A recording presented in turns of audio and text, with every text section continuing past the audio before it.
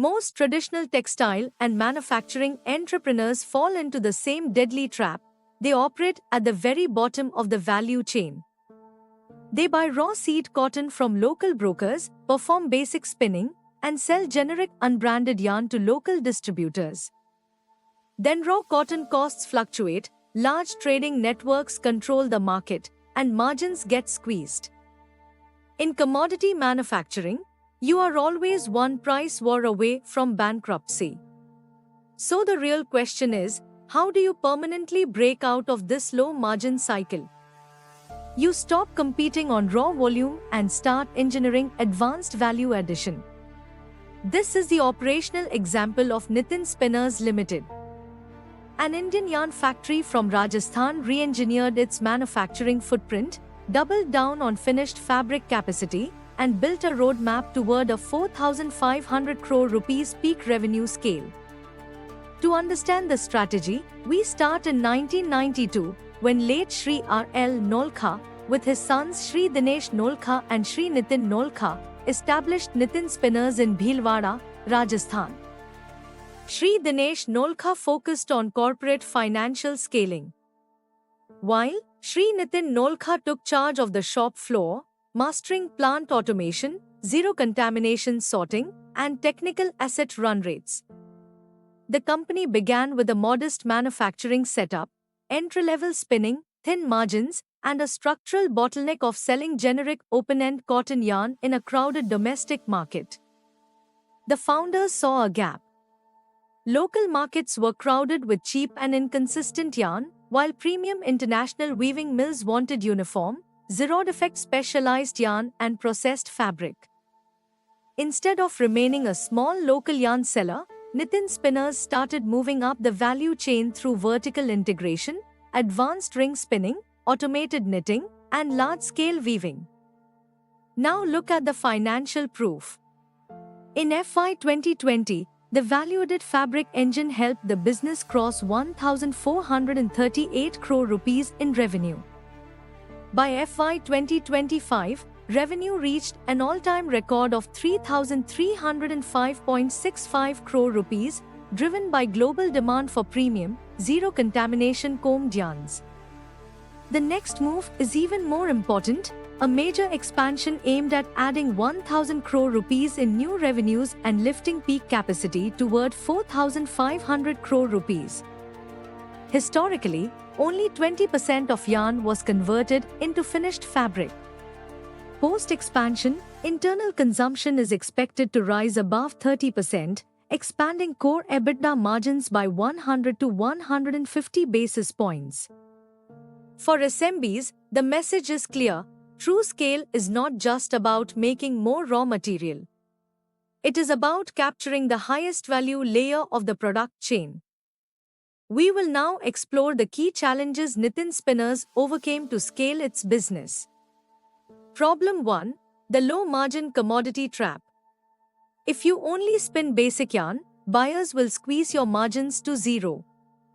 Nitin Spinners solved this through deep vertical integration, converting raw yarn into high-value woven and knitted fabrics to capture more margin from every kilogram of cotton.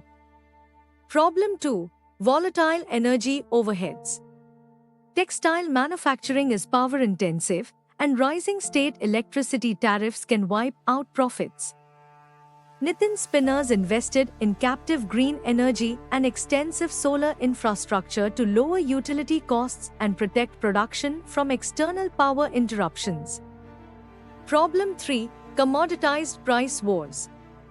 If your fabric looks identical to a competitor's, the only weapon left is price cutting. The company moved toward traceable Better Cotton Initiative and certified organic cotton lines, matching the sustainability expectations of premium global apparel brands.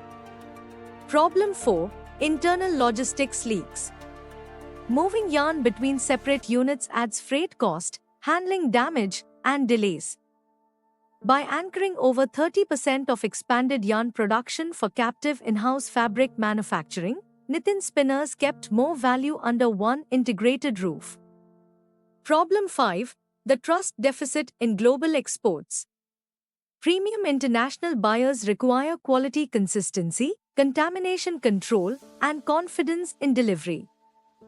Nitin Spinners focused on zero-defect delivery parameters, automated global machinery such as Toyota and Zinsser systems, and contamination-free yarn uniformity before expanding to 50-plus countries. Problem 6. Single product downturns. If demand for one yarn or fabric category drops, the whole factory risk profile rises. The company widened its portfolio across fine-combed yarns, compact yarns, open-end yarns, specialized yarns, and knitted fabrics so production could shift towards stronger demand and margins. Problem 7. International trade barriers. Competing with low-cost Asian suppliers in Western markets becomes difficult when tariffs reduce competitiveness. The company aligned its export pipeline with UK and EU free trade agreements, where import duty savings of 4% to 12% can improve cost competitiveness in premium markets. The strategic lesson is this: real scale belongs to manufacturers who refuse shortcuts on customer trust, asset utilization, and deep process engineering. Reflecting on the structural move from low-margin spinning into value-added textiles, Sri Dinesh Nolkha explained, the strategic expansion into fabric value addition will help us de-risk our business model, improve asset utilization, and expand our operating EBITDA margins by 100 to 150 basis points. That commercial value addition required discipline on the factory floor, zero-defect benchmarks, automated machinery grids, and strict export parameters. Sri Nitin Nolkha outlined the shop floor focus. Our focus is on delivering flawless uniformity and absolute contamination-free parameters by deploying the world's most advanced automated spinning systems on our shop floor. Nitin Spinners proves that an Indian manufacturing business does not need to stay trapped at the bottom of the low-margin value chain. The blueprint is clear: reject the commodity trap, shift from raw material supply to finished value-added products, reduce overheads with captive green utilities, and keep more production under one roof. Then use international trade agreements to outpace global competitors and capture premium export markets. So here is the first closing question: is your manufacturing plant built to survive the next decade of technology shifts? If your primary component margins were squeezed by 10% tomorrow, what value-added product or vertical layer could you deploy to expand profitability? Are you spending limited capital trying to sell the cheapest generic material, or are you engineering a moat that makes your business irreplaceable? For entrepreneurs, the takeaways are direct: prioritize value addition over pure volume, deploy captive power modes, leverage free trade agreements, and optimize through captive material consumption. Stop waiting for perfect market conditions. Master your core engineering, anchor your roots in innovation, and let Make in India be your ticket to conquering the global stage.